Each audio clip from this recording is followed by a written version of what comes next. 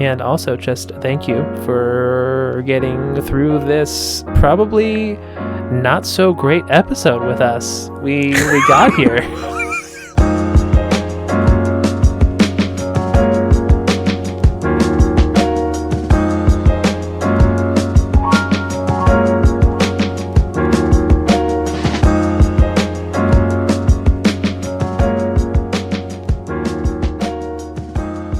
David, there's not so many games coming out. This is the dry season.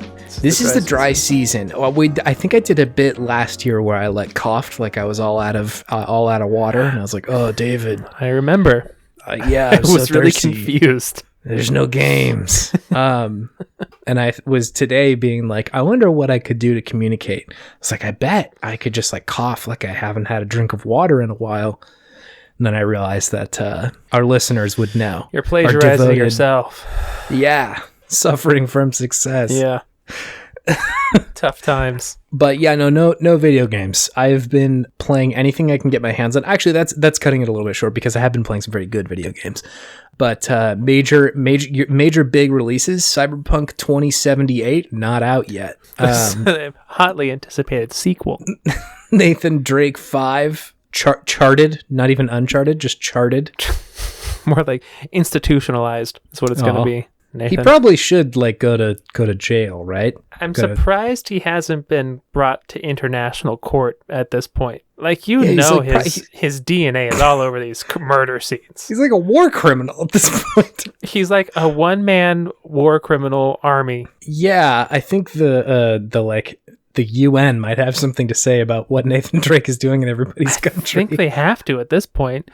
It's just classic American, just going around doing whatever he wants and getting away with it. It's classic American, trouncing around catching treasures and swinging by ropes. He kills a lot of people, but that smile just washes away all those sins. And he played Crash Bandicoot in the last one. Mm-hmm. Look at how human he is. He has feelings. Yeah, and he'll say something like, "That's just me." Bada bing, bada bingo, hey! Bada bingy. You also went Italian. I was thinking, for some reason I was going to reference spaghetti, but I was like, that doesn't make any sense for Nathan Drake. Why am I going to spaghetti? I don't know. What about us compelled us to drive in the Italian stereotype direction? I don't know. This is fascinating group psychology right now, communicated through the internet. I've been watching the Twitter presence that is Tony Soprano crying to various songs. It's just the same clip of Tony Soprano, and they just play different sad songs in the background, and he's driving around. It's very effective. I love this Twitter. Yeah, it's very good. What's the best one you've seen so far? Probably, I think there was a modern baseball song on there that was just so sad and so good. Modern baseball? Is that a band? Mm-hmm. I bet Anthony Fantano loves them, doesn't he? I actually don't know what his thoughts on modern baseball are. But do you know what my thoughts are, David? Let's hear them. It is that this podcast is named Video Game Podtimism. It is the Optimist video game variety show where two best friends talk about the wonderful world of gaming. My name is Chase, and bada bingas. Bada bingas? The other day, Em tried to combine the words Butterfingers and something else. I think it was during the Super Bowl. Bazinga? And she said Buttabingus, and that has really stuck. Buttabingus has really stuck in my head. It's a very powerful word. That you've unearthed a secret forbidden word with that one. There's knowledge in these runes. The ancient demon Buttabingus. You could write a story about Buttabingus for sure. I might. You just might. You might get a little crazy and write a story about Buttabingus. I fuck around and write the backstory to Buttabingus. Mm-hmm. What's your name? My name's David Whatabingus. Nobody ever asks Whatabingus. Nobody ever asks Whatabingus. It's always Buttabingus. It's really telling that you're not asking Whatabingus right now. It's really telling. Have you been playing video games, David? I have been. Might you tell me about some of those? Yeah, I'm all over the place right now. I'm playing every single video game I can get my hand on. I've got a similar vibe right now. I'm just nothing is holding my attention for more than an hour at a time. I'm just gotta get that next hit somewhere. So I'm really kind of just a video game junkie right now. I'm just kind of trying to find that quick hit, that quick fix of serotonin. I don't know what's going on. It's just I got out of the Soulsborne games, and they're just like everything just felt a little less hot. I'm a little bit bummed out that you say this because I've had a very similar feeling, and I'm like, it's probably not that I'm just like deeply addicted to whatever like dopamine release Dark Souls has in me, but I think it might be that.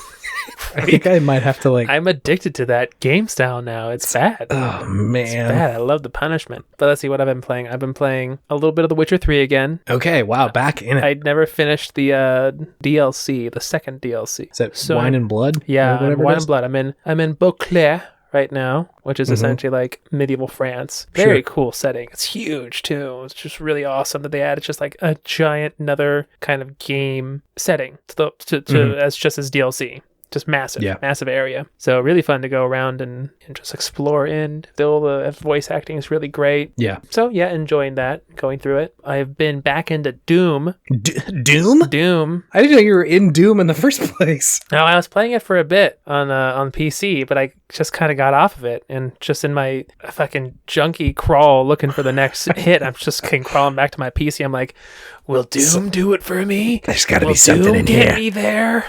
There's got to be a little bit left in this one, right? So I've been playing that one again. It's still really fun. I still can't play it for too long because my adrenaline and my heart just go so fast playing this game. Are you playing the Doom 2016 or Doom Eternal? 2016. Still playing that one. I think that one's the better of the two. If I'm like stacking both up against each other. That's kind of what I've heard from some people. Yeah. But I'm excited to try the next one now. Yeah, it's also very good. Like it's not to say that the Eternal's bad. It's just I think 2016 was like very condensed. Like there is just no fluff in that video game. For sure. Yeah. Assassin's Creed Odyssey. Okay, yeah, still in there. Still dipping my toes in that. How's it treating you? Well, last time I think I compared it to God of War. It's not God of War. They ripped off The Witcher. Yeah, it's similar, yeah. It's so witchery. I'm sorry, ripped off is a strong word. They saw what The Witcher did well, and they put a lot of that into this game. Yeah. Which is not a bad formula to emulate. Yeah. So, I mean, it's really well done, but, Cassandra pops into cutscenes just like in The Witcher, and I'm like, This is The Witcher Greece. Yeah. Like the music is oddly similar. The vocals in the background of the music are oddly similar. It's just very Witcherish, which is not a bad thing. The more Witcher I get, I'm okay with. Yeah. So yeah, still enjoying that one. Cool. And Rocket League. Still playing Rocket League. Per usual. Did a big old bro fest with some bros the other day. Yeah. Mallory was out of town, so I just got online. It was me, Trav, Jahan as usual, but then also Willie, Eric, and EJ. Whoa, that is a bro fest. That's a bro fest. We were gaming hard, and I had a number of beverages. It was great. It was a great time. Sure. It was a great time, but I'm so bad. I'm so bad at this game. Compared to everybody else, especially EJ, who's just like a pro, just making me look like a little baby boy out there. But it's still a blast to just hang out and get that camaraderie again, which is really nice. Absolutely. Haven't had one of those kind of game night in so long, couple years. Certainly not physically, right? Like I feel like our friend group used to do this a lot. Especially like, it was much easier when we were younger, right? Like, literally there is nothing to do except game night with boys. Sure, exactly. And I think like it was more fun for me probably like when you were in like high schoolish or something and like wasn't quite as exclusive. You know what I mean? Like, sure. All of our friends could come over and play Rock Band or something like that, rather than like the Stank Squad rolling up on Halo, fucking for Stank Xbox. Squad. Who's the Stank Squad? I'm just making broad generalizations about the kind of people that we brought over to play Halo, or that brought us over to play Halo. Just so you know, you, Garen, Drew, and Hale, your Halo squad name is now the Stank Squad. Yeah, that's fine. I'll take that one. I'll take that. It has to be. Yeah, that's too powerful of a name to not use. Sorry, continue.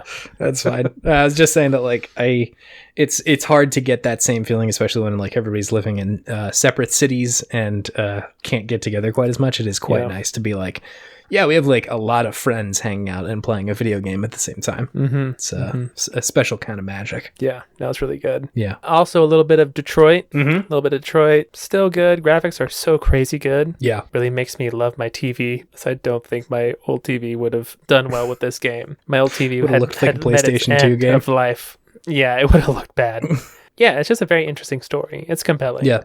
Which I enjoy. Sure. But yeah, that's it. And then I think I still am just kind of looking for that next hit. Like, I've been going through all those old PlayStation Plus games. Like, will this one do it? What about this one? I've been looking at that Final Fantasy VII remake. Definitely got to pop into that at some point. Oh, yeah, because it's free this month, isn't it? It's free this month, baby. It'd be worth a look. Like, it is. If you can get past sort of the initial, I feel like, learning curve, it is pretty fun. Yeah, I figure I will definitely at least put an hour or so into it. Give it the good old college try. Yeah. And I have not been playing Farming Simulator. I have not been playing Farming Simulator. It's not on my list this week either, unfortunately enough. The dirty truth of the podcast comes out. Hey, I enjoyed my time with it. Yeah, it was good. I was there for a good time, not a long time, dude. Yeah. That's it. What have you been playing this week? I have also been aimlessly wandering through the wastes of video games right now, just hunting for whatever my next either predator or prey may be, depending on what your metaphor of choice is here. So I've just got a bargain bin full of stuff right now. I have been playing a lot of Advanced Wars. I think I talked about that last week. Still pretty good. I'm enjoying it a lot. It is the difficulty spikes are present and apparent for sure. Yeah. I remember being frustrated with it when I was younger, and it's definitely there now. Let me, from the outset of this, be clear. I may just not be very good at this game. That's a distinct possibility. Because I played this with a friend of mine when we were younger, and I got the floor wiped with me. I got my ass kicked. Tommy beat you? Oh, direly. I got like very badly beaten at this game. So it may be possible that I'm just not particularly good at this game, but even still, I think there's frustrating parts of it where like the fog of war mechanic very much hurts the player more than the enemy. Like the enemy can like usually see you and fire on you through the fog of war, whereas you cannot do that back to them. Like you have to have visual sight. Sure. And so it feels more like a punishment for just being the player than it is like a mechanic that you can use to your advantage or your disadvantage if you're not careful. Gotcha. And so stuff like that where it's like it just sort of feels like an artificial layer of difficulty is sort of tough, but it is still very good. And like, again, good God, it looks so good for being a Game Boy Advanced game. I'm just so shocked about how like a lot of the art from that era holds up very well, including Pokemon Emerald, playing through that as well. Oh, wow. Okay. Looks very, very good. Like just visually, like it doesn't feel like a retro game. It feels like something that they put out recently. That was the 4th gen? I think it was the 3rd generation, and it was the 3rd of like Ruby and Sapphire, I think. Oh, that's right. And Emerald was what? Rayquaza? Yeah, the green boy. Green boy. Yeah, Generation 3 is what they say on Bulbapedia. That is a primary source for Pokemon. It is. Very good game. I like this Pokemon a lot. It's I think this was sort of like the last of this kind of Pokemon game. I can't remember what Gen 4 was, but they sort of started going that like 2.5D style after this with like, I think it was 5D. It's like Black and White and Diamond and Pearl, and those games were definitely good. And I know that like especially Diamond and Pearl, a lot of people really love. But I think I'm definitely partial to like this generation. It was sort of the perfection of the red and blue formula. Sure. And it's really fun. It's very good. I've got a Mudkip. That's my boy this time. Mudkip. Yeah. I'm almost always the standard himbo choice of the fire starter. That's almost always my thing. Yeah. I was about to say that is your thing. Torchic would have been my choice, and I think it probably was the first time I played this, but I'm having a good time with my Mudkip. Mudkip. Let me see. What does he evolve into? It's like just sort of a bigger Mudkip, it feels like. I think the evolutions evolve into big Mudkip. Swampert is the big evolution. Swampert? Yeah. Oh my gosh. That's maybe the best name ever. Mega Swampert looks like a fucking beast. Oh my god. Oh damn, yeah, he's thick. That is a bro if I ever seen one. That guy lifts heavy weights on the daily. Swampert's definitely doing like a cycle of creatine in his off time. Yeah. Anyway, so yeah, it's really good. I also am really enjoying being able to play this on the RG351P because Are you trying to get a sponsorship from them? that would be cool. What's up, Abernick? Come say hello. Yeah. It's very fun to play on that because Pokemon in 2 times speed is my preferred way to play Pokemon. Oh, it's so much better. Oh my god, this is so easy. So good. I still get the joy of playing a Pokemon game, but like the grind is just not as present. No, not at all. I did that I emulated, Leaf Green on my Mac in college, and they had spacebar, which was just the overclock button, and oh my god, I never took my hand off that spacebar. No. Oh, the whole time. Perma spacebar. Grinding is just such a breeze. You just run out there for like a couple of minutes and you've got like a significantly more levels on you. I'm here for a good time, not a long time, to quote Jay Truly. Truly.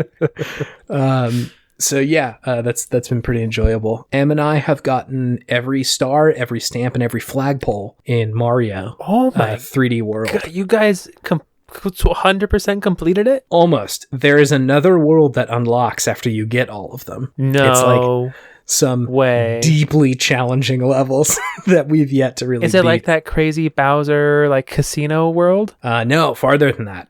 After go that one, even farther? I have to go plus ultra. My God. There's 3 more worlds after that one that you're talking about. I thought that was the end. No. That's where I saw Willie and Ian. I said, surely this is it. Surely. No. There's more. There's a lot more. So yeah, we got up to the challenging stages, and it is really hard. We pulled it up the other day because we're like, oh, let's play some Mario, let's have some fun, and both of us just kind of tapped out. We're like, this is more stressful than it is fun to play with. Yeah, this is no longer enjoyable. No. To go. This is like something I have to like wake up on Saturday, drink a cup of coffee, and like do at 7 a.m. That's what I do with Cuphead. When I play Cuphead, I'm just like, got my coffee, got Cuphead, gamer stance, bent over my legs. Here we go. Gamer stance. Dude, you know what I mean. I do. You know what I mean. Unfortunately enough. Once that dragon beat me 3 times with ease, gamer stance came out. Gotta go fast. Oh God. So yeah, that's sort of where we're at with that one. Not too much to report on that. Just it was a good game. I like 3D World. Cool.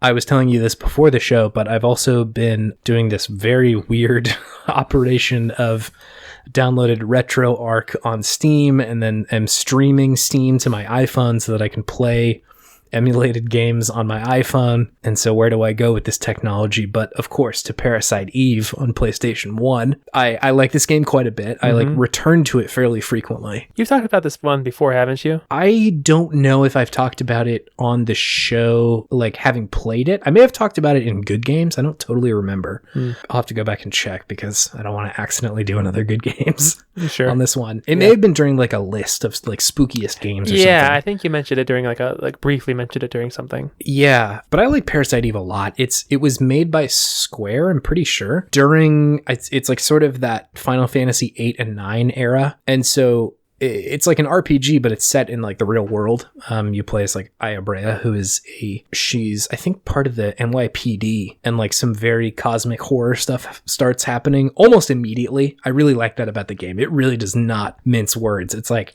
hey, shit's fucked immediately. Like, we know why you're here. Let's go. Yeah. There's like terrifying body horror stuff happening within like 10 minutes. Oh no.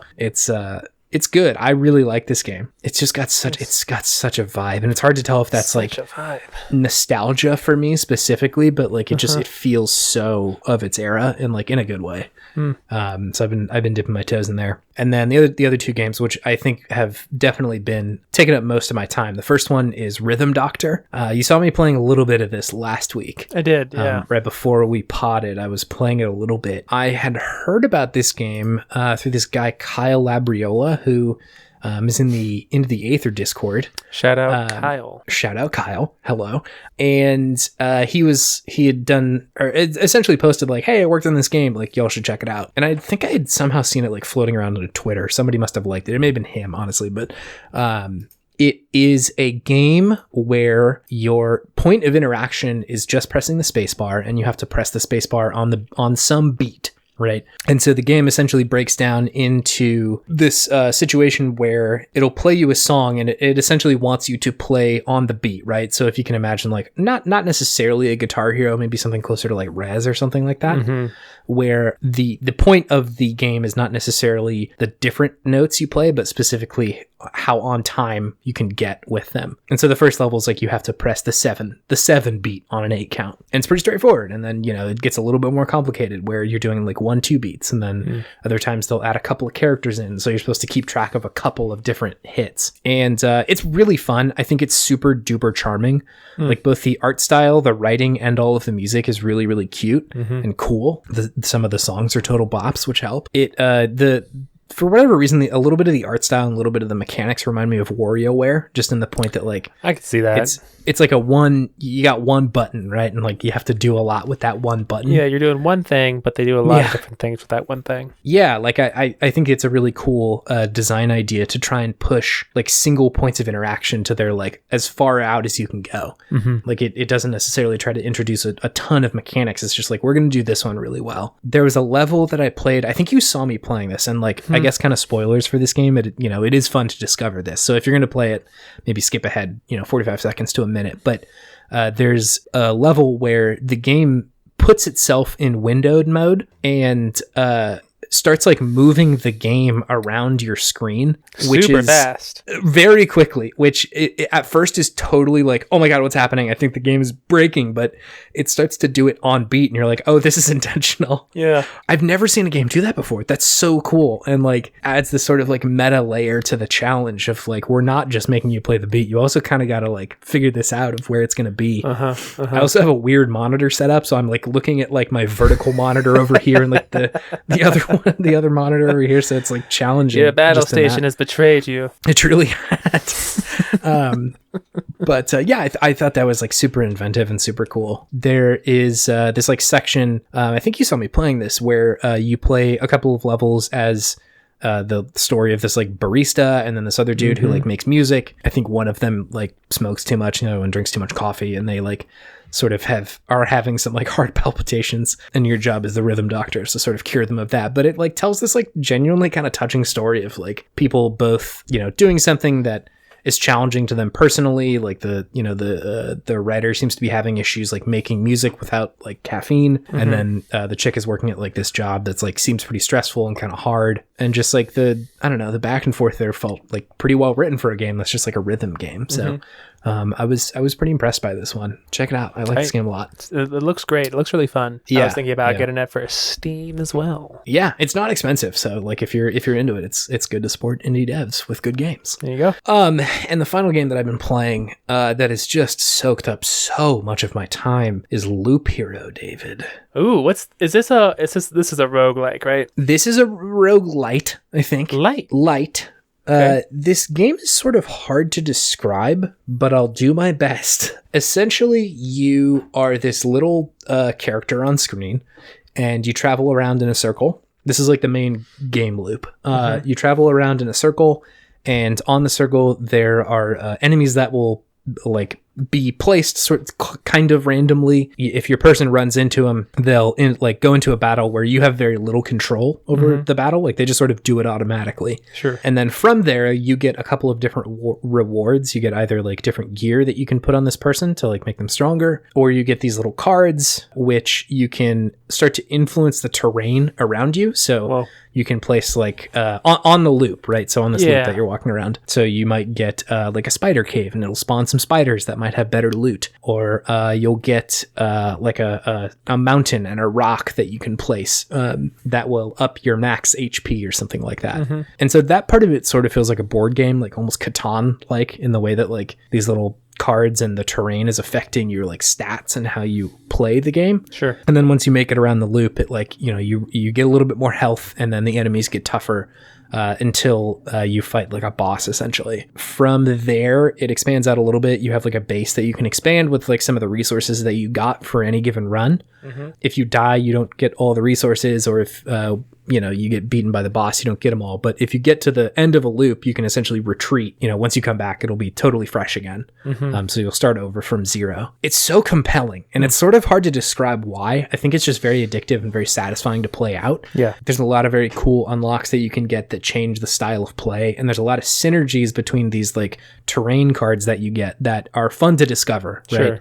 Yeah. All the combos. Yeah, like initially you're like, all of these kind of seem like they're not helping me.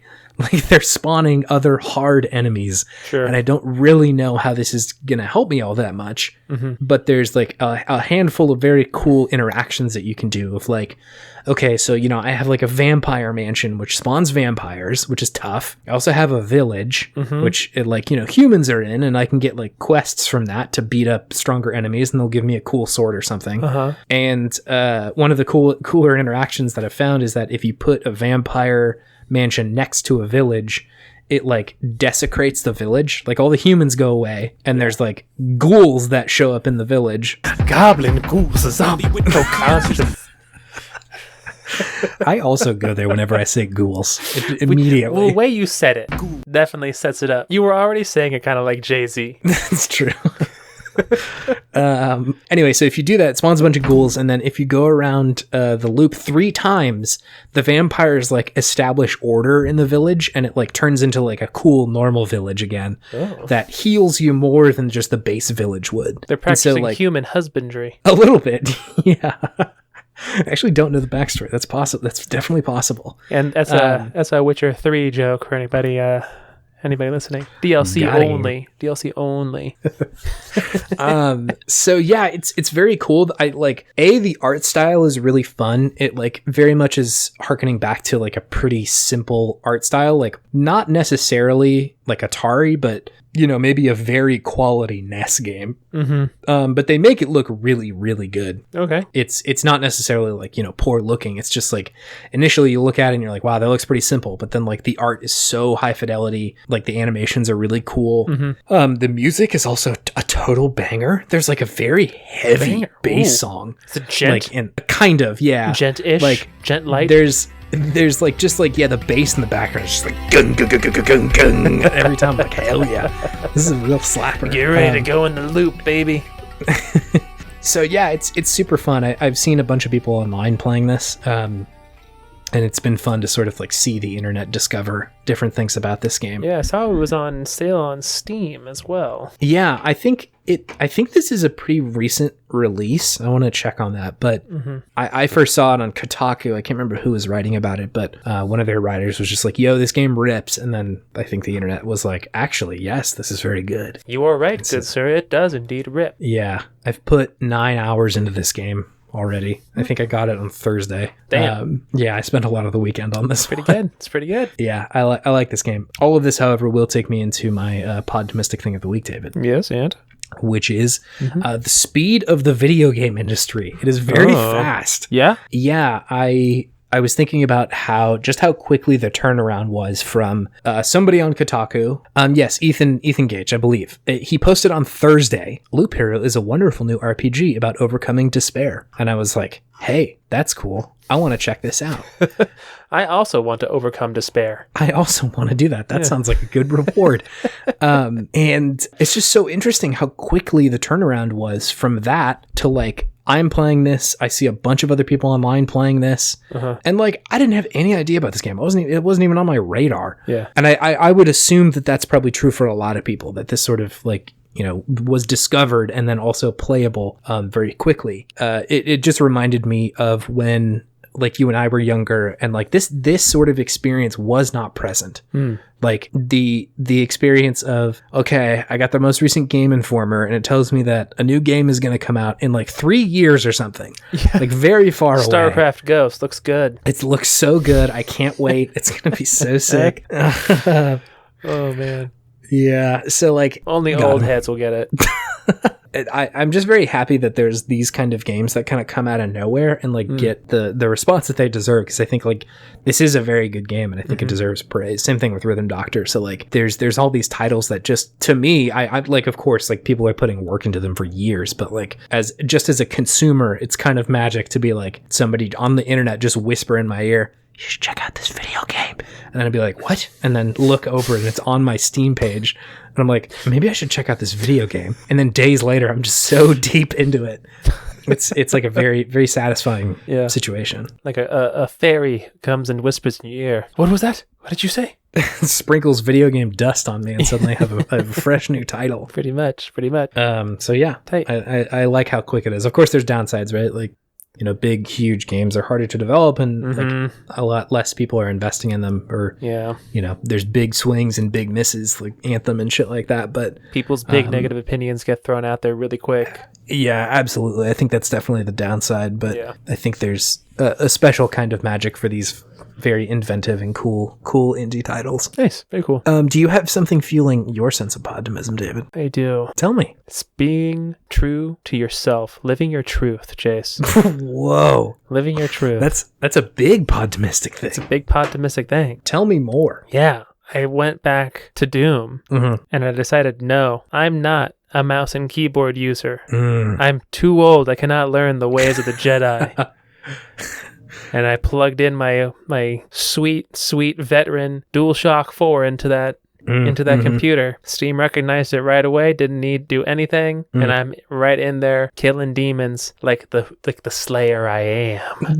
Not having to worry about latent ability. Not having to worry about where Q is on the keyboard or where E is or what fingers to press that with. I ain't got that muscle memory. It's true.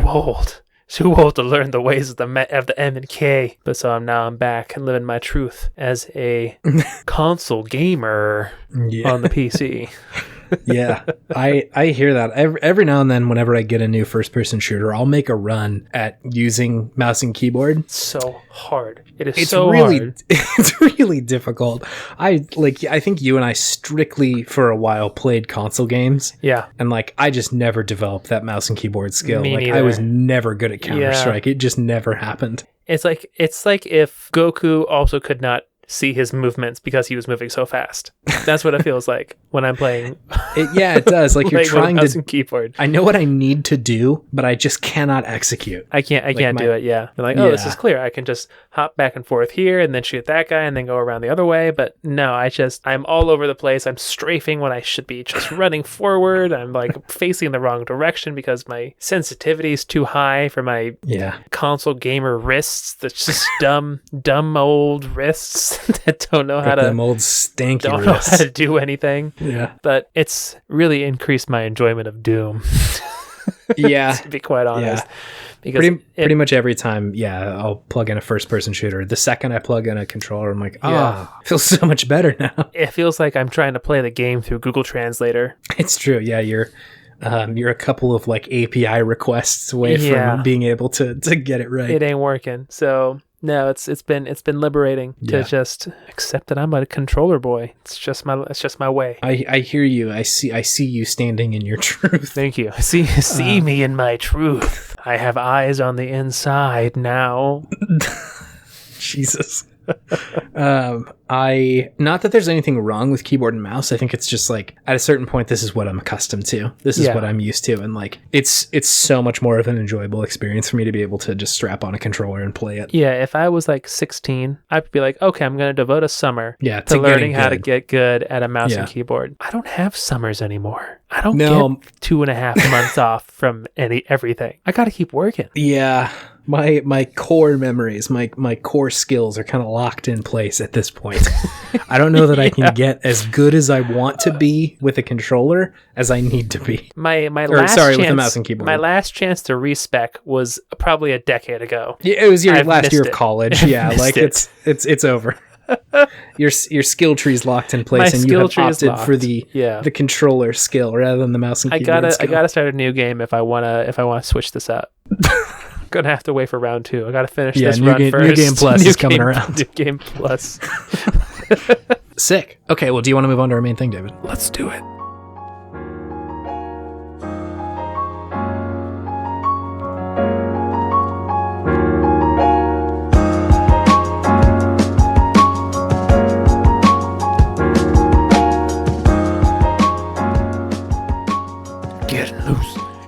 Getting loose, getting goose. That's got to be the intro song, right? Oh.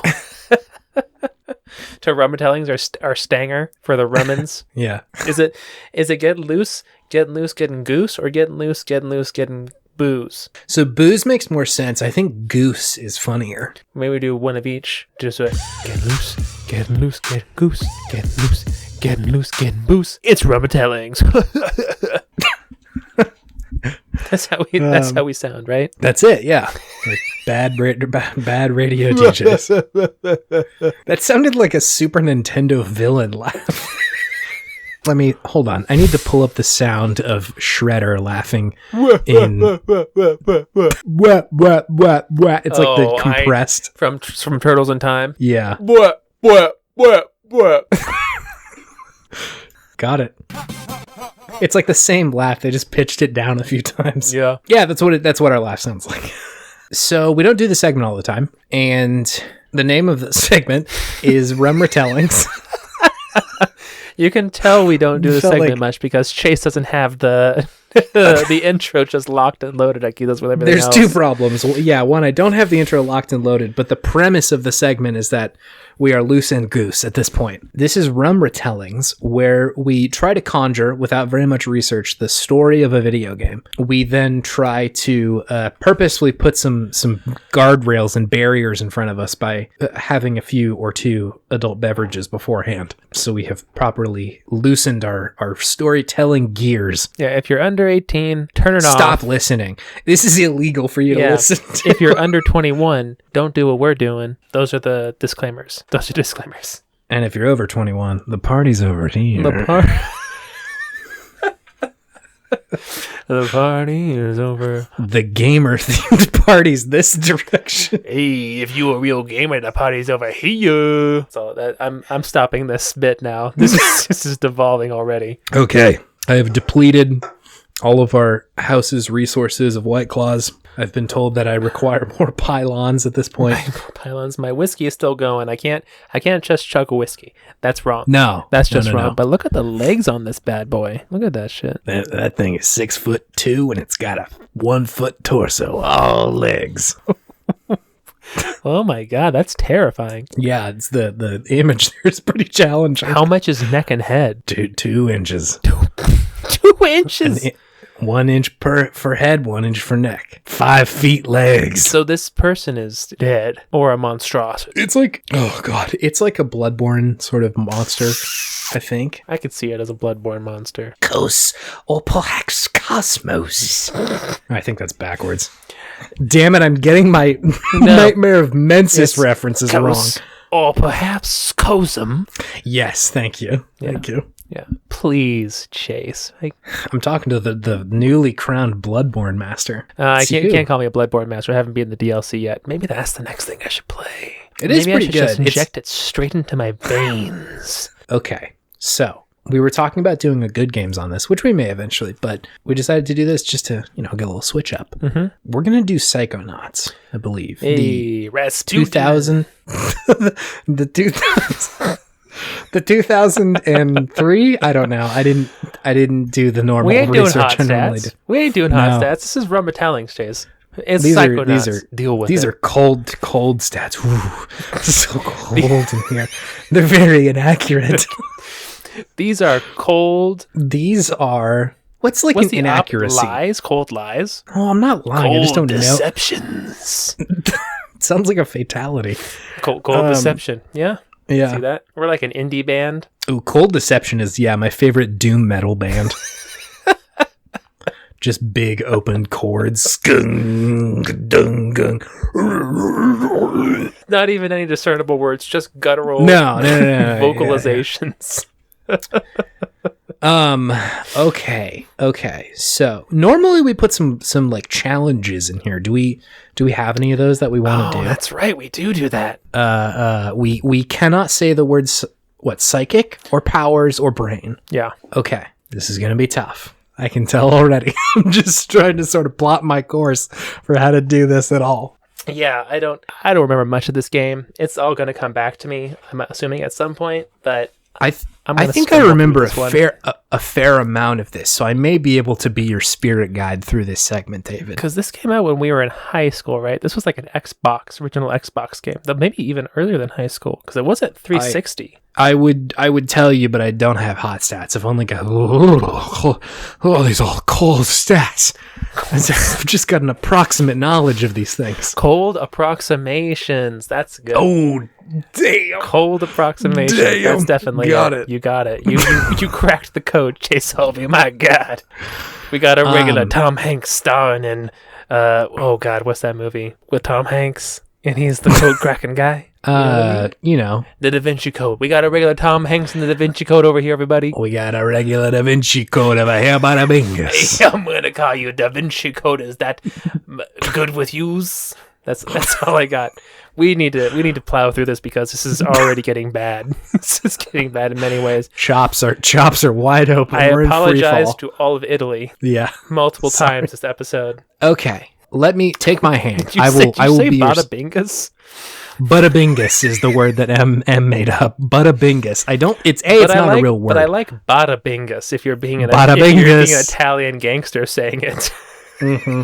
Okay. So Psychonauts, what happens in this video game? Do you remember the setup? You're in the circus? Yes, David. You're in the circus. You're in the circus. You are Rasputin. Who? Yes. His name is Raz.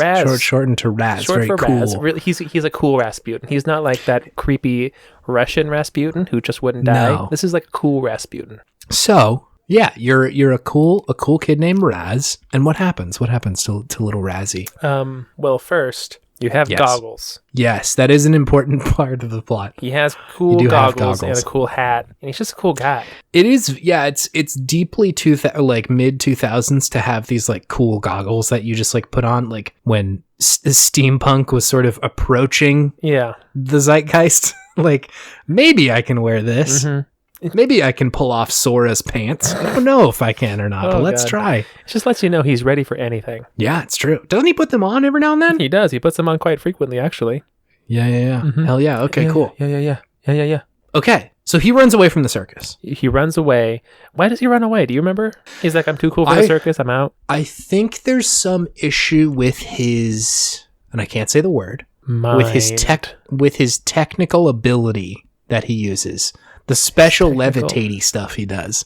I think like they're not cool with that in the circus for whatever reason. They're just like, you're actually cool. You have to leave. Yeah. And just sidebar, but after like thinking about this plot, there's so many jokes that I didn't get.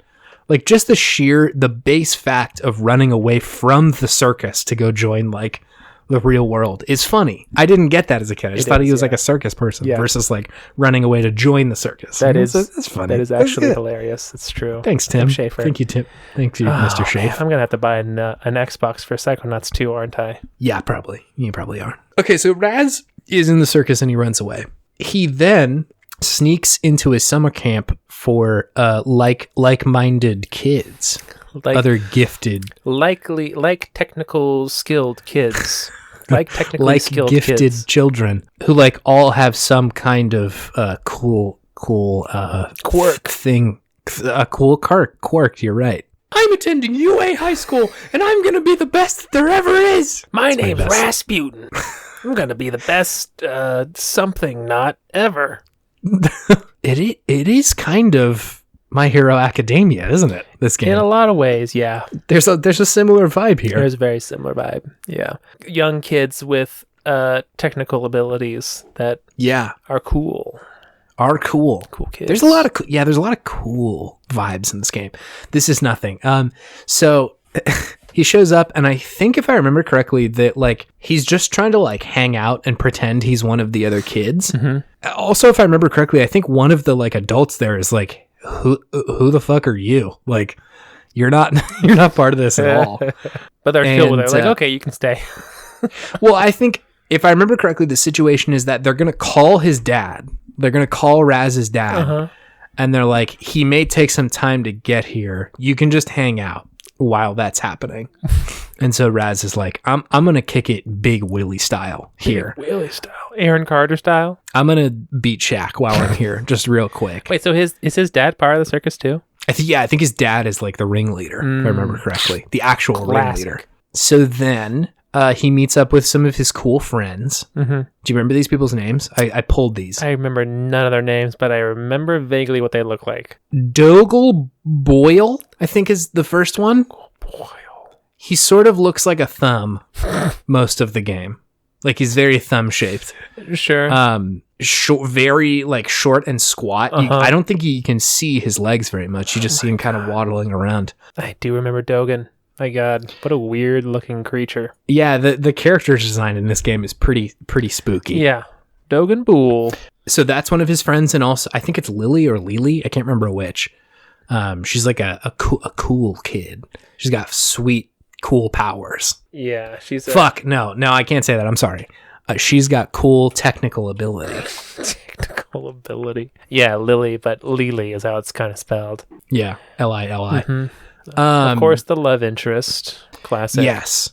Yeah. If I remember correctly, they're both like kind of immediately like, hey, what's up? Mm-hmm. But there's like kind of some, some drama, some will they, won't they involved in this video. As usual. Per usual. So I think they like decide to put Raz through like the normal training that all these kids are going to go through. Mm-hmm. Oh God, what was his name? Oleander is the dude whose mind you go in to do like basic training. Do you remember this level? Oh, and it's like military themed?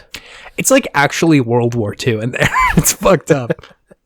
Yeah, I don't remember very much of this level other than like it's an actual war zone in there. Yeah, he's like that was definitely making fun of a lot of World War II shooters back in the day, which you're right. The intro level was always storming Normandy, which was always also like the learn the controls level as you're just getting fucking destroyed level. Mm-hmm. So yeah, very funny if you were a early to mid 2000s gamer. I thought it was clever. I thought it was funny. It was good stuff. So that was cool. By the way, I just totally skimmed over this, but like you can like go into people's brains. You can go into people's mind. Did we say minds was cool? I don't remember. We said psychic, power, and brain. Brain. Okay, so you can go into people's minds. Yeah, we're totally chill with minds. And so I think that's where like they put everybody through the ringer with this dude. And then I think at the end of the level, there's some sort of like kind of hint that shit's fucked in his brain. There's lots of hints already. Yeah, he seems like a troubled man. Yeah, you're exploring people's minds in this game, and you're finding their neuroses, essentially. Yeah. So I think what happens is that Raz does pretty good in there. Mm-hmm. Yeah, he does. He does really like, well. Yeah, and they're like, hey, dude, sick moves. You beat the shit out of Shaq. Why don't you come and hang out with our good friend Sasha 9, who's like this like 70s style, like kind of agent looking dudes. He looks like Agent Smith from The Matrix, honestly. Like, oh wait, who is this? Sasha 9. Oh, I'm thinking of the lady agent for a second there. No, I know who you're talking about. Oh yeah, I know who you're talking about. Yeah, she's dressed up in like 70s kind of like flower child gear. Yeah. I am talking about Sasha. I think she's the one who you're talking about. I think she's like a camp counselor, maybe one of the teachers. I'm not sure. Yeah. Mila Vidello, I think is who you're thinking of. Sounds right. Sasha 9 is like the sort of like German scientist dude. Oh yeah, he's their Krieger. Yes, no, he's definitely their Krieger. And he's like, hey, sick powers. Oh, fuck. Technical abilities, dog. Sick technical ability, sick dude. Sick tech, bro. Sick tech. And he's like, we need to I want to show you some cool stuff. Come back to my lab. And then I think in the lab they like do some kind of mind meld or something. And like Raz, I think, has a vision of the future or something. Something bad goes on in there. Yeah. And they're like, this isn't tight. And I think what happens is Raz has a vision where Dougal sneezes his brain out. Oh my God. You're right. I'm pretty sure. What a weird game. But yeah, something similar to that. So Raz has this vision of Dougal sneezing his dang brain out. And then they're like, what was that? And then I think that actually happens. Like that comes to pass. And they're like, Raz, can you see the future or something crazy? Or something like that. I don't know. This part of the game is fuzzy for me. I don't remember. He has like some special ability that they're all very impressed by. And they're like, we're going to train the shit out of you because this is This is important. I think, okay, so that does happen. I'm pretty sure Bogle actually sneezes his brain out. Like, literally, like, his brain comes out of his nose, if I remember correctly. Mm-hmm. I've been saying the word so many times. If I can just retroactively... I didn't even notice. I was just trying to think so hard about the game. So let me give myself however many negative points that counts for. There's a lot. There's a lot of negative points. There's a lot. Let's see. So yeah, he sneezes out his mind meat. And they're like, what the fuck is going on with this? And I think like Bogle's just, or not Bogle, Dogle's just like hanging out at the time. Like he's sort of like this zombie. He's like, whatever. Yeah. And then Raz and Lily like go and talk, and they're like, hey, something fucked is going on. Something fucky is happening. Something fucky's up. Mr. Leahy. We got ourselves a regular Sam Squanch. I love that episode. So they're like, yo, something fucky is afoot. And then I think Lily gets stolen by this big ass fish. Do you remember this? The fish. I remember the fish. I don't remember if he stole. I don't remember if he engaged in kidnapping, but I remember the fish. I'm pretty sure the fish kidnapped Lily. Okay. And then Raz is like, this is fucked. I need to go save Lily. But I think his family's cursed with like water fear or something. Yes. So yeah, he's like reluctant to do it. And I think he goes and talks to like one of the main people, but I don't remember that part at all. Anyway, he goes and fights this fish. Do you remember the fish level? Do you remember the fish level? You became giant, didn't you? Yeah, it's like a Godzilla sort of level. Yeah. That was great. Also, this game is really cool because each level is very different than the last. Yeah, we haven't been approaching this necessarily from the game perspective, which is good for a podcast about video games, but every level is really interesting because it's like a very, very different setting. Mm-hmm. And like it's just like so cool with like the metaphors. Oh boy. Damn, dog, those metaphors are off the chain. Those are some sick metaphors you got. Those are some sick ass metaphors, bro. That's a dank metaphor you got there, my man. Sounded like such fucking chuds with this. God, and the metaphors, bro. Oh god. That's when I lost my gourd. Chase has taken off the glasses. I've lost my ability to articulate, I think. Double facepalm. You like dive into the sea monster's mind and you're like, what's going on in here? And you have to play out like a Godzilla Isn't fantasy, he like which is super very eloquent? fun. Doesn't he speak like very well, the fish? No, that's a different character later. I know the one you're talking about. Okay. Oh, no, the fish just like gurgles and stuff. It does, but it does have a name. Do you remember the name of this fish? Larry. It's Linda. You're not that far off. Linda. I was just throwing a Larry in the dark there. Yeah. A Larry in the dark. Oh, God. The first album by, oh, God, what was the name of the band we made earlier? Cold Approximations? No. No, it was something else. It may have been Cold Approximations. Maybe. I don't know. We're going to have to rewind the tape and find out. Their first album is A Larry in the Dark. A Larry in the Dark, yeah. The dark side of Larry. The dark side of the Larry. Is the dark side of the Larry. Larry, boom, boom, boom, boom.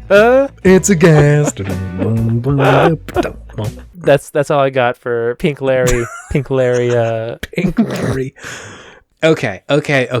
So Raz sorts out the like issues in Linda's mind, the big fish. Yeah, he essentially gives the fish the best therapy he could ever get. And it turns out that the root of Linda's issues were Oleander, the like coach guy, had been like fucking around with her mind. He'd been in there, like messing with her? Yeah. He's like, hey, you have to go steal these kids. Whose kids he stealing? Lily? Lily, yeah, just Lily at this point. Why is he stealing Lily? I think he stole Dogle as well, but we'll find out in a moment here, David. Will be revealed. Okay. So Raz goes and sorts out what's going on in Linda's mind. Linda then takes Raz and now Lily to this old like asylum for like troubled folks, and they like want to get in there because like they think whoever the big bad is there, and they run into a guard who's like not letting them in, who's like mumbling about some sort of milkman or something. And you have to like dive into the mind of the guard to try and sort out his it's sort of mind. Is that the cool word? I'm having trouble. Mind's with these okay. rules. He's sort out the mind troubles. Anyway, so you may have seen on the internet references to like the milkman or whatever from this game, and that is what this part is from. That's probably, at least to me, the most memorable part of the game. It was definitely the most like random XD totally 2000s part of this video game at the time. XD, huh? The most like hot topic rar version of this game, where just like, oh, it's so random and weird. Hot topic rar. The like quirky 2000s kid. I get it. Just throwing out a lot of internet speak right now, and I'm just trying to absorb it. No shade. I was an emo in 2000, so like I get this, but he was, everybody. I can confirm. Can confirm. Very emo. Sorry, everyone. I still listen to Taking Back Sunday. That shit slaps. There you go. So as it turns out, I think it's the milkman is like this dude's like altered psyche. I think like he's a part of the guard. And I think it was placed there by Oleander, if I remember correctly. Like he's suffering some issues. Yeah. They eventually sort that out. I remember this level being really hard, by the way. I don't know if like you remember this, but there's some kind of like mechanic where you're flying on like telephone lines, and you like I think you have to make some kind of jump or something. There were a lot of jumps because it was not like a contiguous level. There were like different areas where you had to jump to, like little islands. Yeah, like floating little islands, which was hard. I remember being very challenging. So then they get into this asylum, and I think they meet like 3 of the people who are like supposed to be there, the people who are like condemned to this asylum. I don't remember all of them, but I remember one of them being like a puny descendant of Napoleon Bonaparte. Like he's like this very tall French dude. Oh yeah, that was random. It was super random. Hot topic rar 2000. Hop topic. That's my favorite IPA. It's Hop Topic. That's a pretty good name for an IPA, though. Maybe it's out there. Okay, let's put this train back on its tracks. You can't re-rail what's been derailed. Chase. It is untrackable. In the old times, trains ran on nothing but gravel. This train ran on inside eyes. This train ran on the old one. That's all I got. The train conductor was the old one. He had a very cute hat he wore on his head. It was much too small for his head, which only added to the cuteness of it. The old one, of course, being gigantic. The old one being much too large for the train, but the hat being much too small for the old one. It was quite a humorous juxtaposition of sizes. The train went hoot hoot. Instead of the traditional toot toot. A deception by the old one. Okay, so Raz gets up into this tower in the asylum. I think he like shows up and has to fight. I believe it's Dr. Lobato. Is the big bad. Shit. Who is the one who's like forcing everybody to sneeze their brains out. That's his thing. I said the word. Is forcing everybody to sneeze their mind meat out. And they're gonna like fight, but like I think Dr. Lobato has this like friend who is helping them and like has the key to some shit or whatever. The very smart character you're talking about is this turtle that they like mind meld into or whatever, and he's like incredibly articulate, like inside Gary from SpongeBob's mind level of articulate. Oh, that was a great episode. Yeah, love that one. And they like talk about it, and I think they figure out a way to do it. Anyway, long story short, they beat Dr. Lobato. Fuck that guy, no problem. And they get everybody's brains back. They put Dogel's brain back in his head. They're like leaving. I think Raz and Lily share a very cool kiss at this part of the game. They at least hold hands. They definitely hold hands. They maybe do a kiss. And then Oleander, who has been helping Dr. Lobato, shows up. He's just like a brain in a tank at this point. A what? A brain in a... Fuck. He's a brank. He's a brank. That counts. He's in a brank. And they like get in some kind of fight. I think they give Raz the same sort of like sneezing juice, and then he sneezes his brain out. Fuck. And then he sneezes his oh my god. He sneezes his meat out? We're like 1,000. We're in this fucking podcast airplane. We are 1,000 feet off the ground, just plummeting towards the ground. I can barely keep this thing up. He sneezes his mind meat out. He sneezes his mind meat out. Yeah. And then he uses his cool lifty uppy powers. Fuck. And then he uses his cool lifty uppy stuff that works from mind meat stuffy. And puts his mind meat into the same brank that Oleander is in, and they do like a little mind gooshin around in there. Mind gooshin? Oh no. They like combine minds for a little while, which is where the last level comes in, where you're like in a circus fighting with Oleander.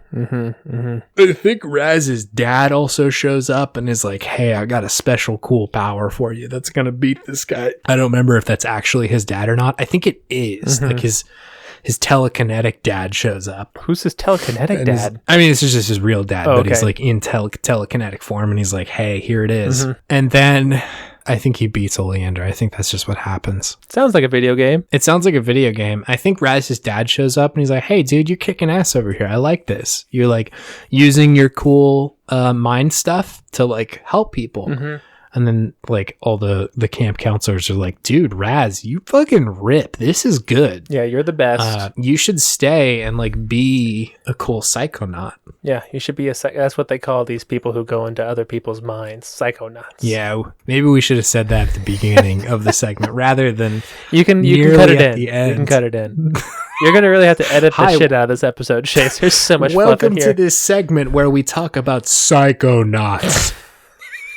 The stuff where you're a power guy, do telekinetic stuff. You're gonna need to do a lot of voiceover work for this one. So yeah, that was the story of Psychonauts. As a fully coherent human being, what are your thoughts upon remembering this story? How do you feel? It was a wild game. It was funny. It was still nothing like it in games. I really loved the kid who was like a pin-headed kid with like a little fro who made fun of you at camp. He was kind of like your bully at first. Yeah. That kid stuck with me for a long time. But no, it's a really great game. Anybody who hasn't played it should play it. It's for the story alone. For the story alone, and just to go and see how poorly we retold this story, which was mainly me going off on tangents and Chase trying to tell the story. I remembered most of this, so it was my burden to bear. I remembered the exposition and like snapshots of the levels. And that's about it. I think that's all this segment calls for. I don't remember how it ended. I didn't remember that there was a Dr. Lobato, but I remember now. And doing a quick Google search of Dr. Lobato, there's several of them. There's several actual Dr. Lobatos. That's a pretty rough name for a doctor. The top result was in Tijuana, so take that as you will. That's also very highly sketchy. Yeah. Because they're playing off Lobotomize. That's his name. Yeah, exactly. Yeah, good game. Cool story. Sick vibes. Stay cool. Hot topic, baby. Hop topic. Hot topic.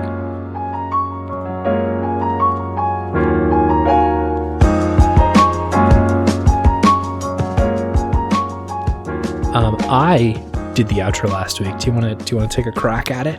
Oh boy. Okay, here we go. Hey everybody.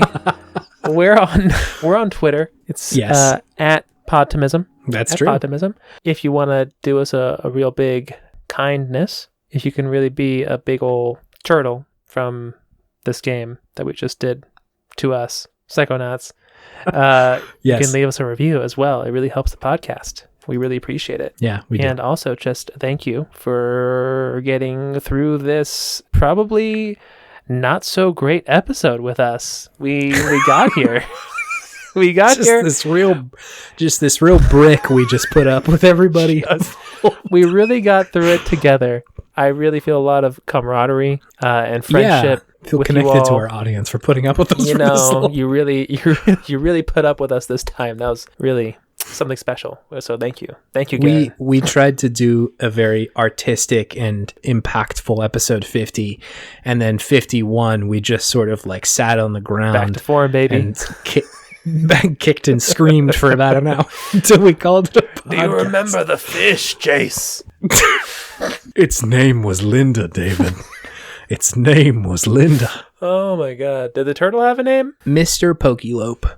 I was so off. Mr. Pokelope. Yeah, I agree with what David said. Thank you for listening to our podcast. We really appreciate it. And we love and support you. Yeah. We're always proud of you, and we always will be. Yeah, you're supporting us, so we support you emotionally. Yeah. Good job, you. Good job. I'm really proud of you for doing that. You did something great today. I know it. Yeah. Whatever it is, well done. You should be proud of yourself. I'm proud of you. I'm proud of you. It's the correct response. Were you going to ask me a question? I was going to ask you if you have any video game wisdom. I would be hard-pressed to say that anything that is about to come out of my mouth would be in any way wisdomic. Wisdomic? Oh my god. I'm just saying, I bet that's not a word. I'll back up, everybody. I'm about to be wisdomic. Oh, Lord. Okay, let's pull together some gaming wisdom. I bet there's something in there somewhere. Here's your gaming wisdom, David. You're in the circus and you want to run away.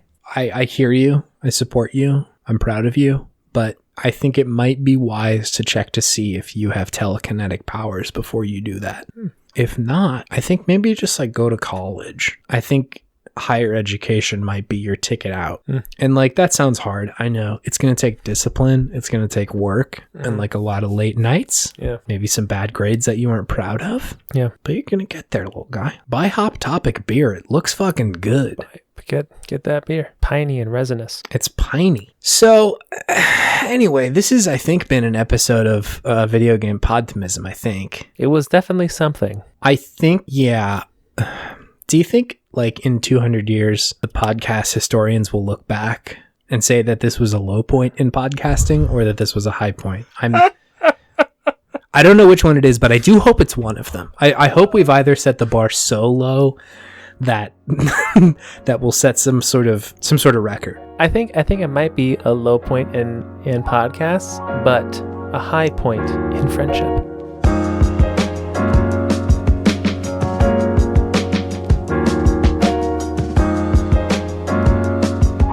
The old one's hat was very cute, given its size. It had a little feather in it as well.